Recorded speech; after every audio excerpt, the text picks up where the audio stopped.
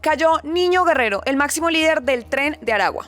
Héctor Rustenford Guerrero Flores, el hombre más buscado de Venezuela, señalado como el cerebro detrás de una de las organizaciones criminales más peligrosas de América Latina, murió la noche del pasado viernes durante una operación conjunta entre Estados Unidos y Venezuela en el estado Bolívar. Una explosión en una zona minera del sur del país puso fin a una búsqueda que se extendió durante años por varios países del continente. Durante apenas unos segundos, un video difundido por el presidente de Estados Unidos, Donald Trump, mostró una estructura rodeada de vegetación, una nube de humo elevándose sobre la selva y un mensaje breve. Héctor Rustenford Guerrero Flores, alias Niño Guerrero, había muerto a sus 42 años. La confirmación llegó poco después desde Caracas. Las autoridades venezolanas informaron que el líder del Tren de Aragua fue abatido durante una operación conjunta con Estados Unidos en una región marcada por la minería ilegal, las economías clandestinas y la presencia de grupos armados. El operativo, según el comunicado oficial, incluyó intercambio de inteligencia y apoyo tecnológico especializado. La noticia es uno de los capítulos más complejos del crimen organizado en América Latina. Durante años, el paradero de Niño Guerrero fue una incógnita. Después de su fuga de la cárcel de Tocorón en 2023, su nombre aparecía en informes de inteligencia, expedientes judiciales y operaciones policiales en distintos países. Pero su ubicación exacta permanecía oculta. El hombre más buscado de Venezuela seguía moviéndose entre territorios donde el Estado había perdido el control. Pero, ¿quién era Niño Guerrero? Antes de convertirse en el líder de una estructura criminal con alcance internacional, Guerrero fue un adolescente que creció y que se movía por los barrios populares de Maracay.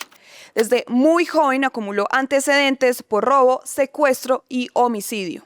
De acuerdo con registros públicos del Tribunal Supremo de Justicia de Venezuela, los primeros antecedentes delictivos de Héctor Rustenford Guerrero Flores se remontan a comienzos de la década de los 2000.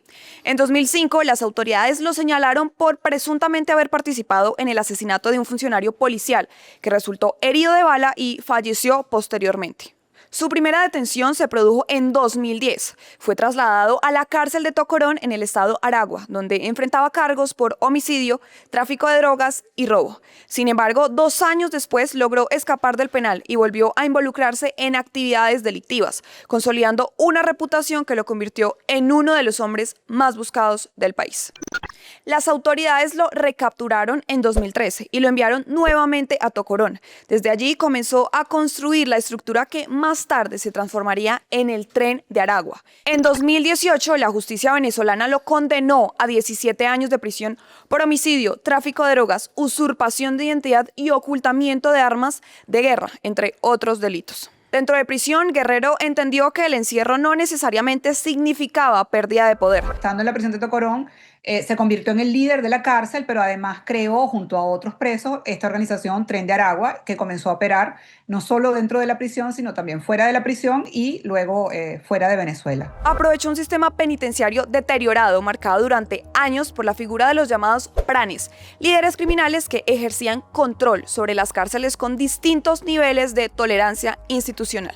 Tocorón dejó de ser únicamente un centro penitenciario. Bajo el liderazgo de Niño Guerrero se convirtió en una base de operaciones. Investigaciones periodísticas y reportes de organizaciones especializadas documentaron la existencia de restaurantes, una discoteca, un zoológico, una piscina y hasta un parque infantil dentro del penal. Mientras miles de venezolanos se enfrentaban a una profunda crisis económica, uno de los criminales más buscados del continente dirigía una organización desde una prisión que funcionaba bajo sus propias reglas. Desde ese lugar nació el Tren de Aragua, lo que comenzó como una estructura local vinculada a la extorsión y el control interno de la cárcel se transformó en una organización transnacional. Su expansión coincidió con uno de los mayores movimientos migratorios de la historia reciente de América Latina. Aprovechando rutas irregulares y vacíos institucionales, la organización extendió sus operaciones en Colombia, Perú, Chile, Ecuador y Bolivia. Este grupo no solamente operaba en Venezuela, sino que además había logrado establecer células en otros países en las que pues tenía operaciones criminales asociadas a la trata de personas, al tráfico de migrantes, al microtráfico de drogas, a la extorsión y otra serie de delitos, secuestros, sicariato. Las autoridades de distintos países atribuyen al Tren de Aragua delitos relacionados con la trata de personas, la explotación sexual, el tráfico de migrantes, el narcotráfico, el sicariato y la extorsión. Su capacidad de adaptación le permitió insertarse en mercados ilegales diversos y establecer alianzas con grupos criminales locales. A diferencia de otras organizaciones jerárquicas, el Tren de Aragua desarrolló una estructura flexible, con células capaces de operar de forma autónoma. Esa capacidad de expansión convirtió a la banda en una de las principales preocupaciones de seguridad para varios gobiernos de la región. En enero de 2025, Estados Unidos clasificó al Tren de Aragua como una organización terrorista. Meses después, impuso sanciones económicas contra sus principales líderes y ofreció una recompensa de $5 millones por información que condujera a la captura de Niño Guerrero. En diciembre, fiscales federales de Nueva York presentaron cargos contra 70 integrantes de la organización, incluido su máximo líder. Las acusaciones incluían asociación ilícita, tráfico de drogas y arma de fuego. Mientras las investigaciones avanzaban, las autoridades estadounidenses sostenían que Guerrero había convertido una banda carcelaria en una red criminal con presencia internacional. Los informes de inteligencia apuntaban a que mantenía influencia sobre operaciones de distintos países a pesar de permanecer prófugo. Su nombre volvió a cobrar fuerza esta semana, cuando el ejército venezolano desplegó un amplio operativo en zonas mineras del estado Bolívar. La región no fue elegida al azar. Bolívar concentra algunos de los yacimientos de oro más importantes de Venezuela. También es un territorio donde confluyen grupos armados, economías ilegales y redes de contrabando. Fuentes locales señalaban desde hacía meses que miembros del Tren de Aragua operaban en la zona junto a otros jefes criminales vinculados a la minería ilegal. Durante varios días, habitantes del sector reportaron sobrevuelos de helicópteros y movimientos militares inusuales. Testimonios recogidos por agencias internacionales indicaron que las fuerzas de seguridad realizaron bombardeos contra enclaves controlados por organizaciones criminales. La noche del viernes llegó la confirmación que muchos esperaban y otros consideraban improbable.